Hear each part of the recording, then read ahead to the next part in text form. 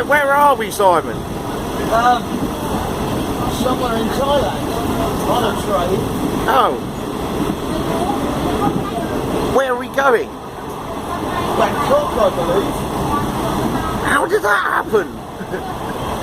Wasn't much to do in around your When you say there wasn't much to do, you mean there was absolutely nothing to do?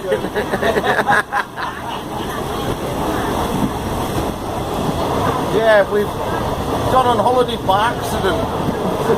Seemed to be on a train to Bangkok. But it's okay, it only cost us $4 with our bikes. It's including the bikes as well. So yeah, we couldn't find anywhere secure to lock them up in Rania Patek, so we just bought them with us. But it's 5 hours by train and it cost us $4 each. So yeah, 5 hours. It's pretty cool. We're in third class. We're in posh, really. This is all right, look.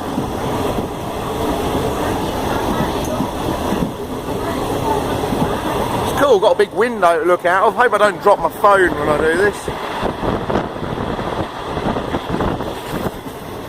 We're not going too fast, I don't know, 40-50 mile an hour or something, but yeah, it's alright, something to do for an afternoon.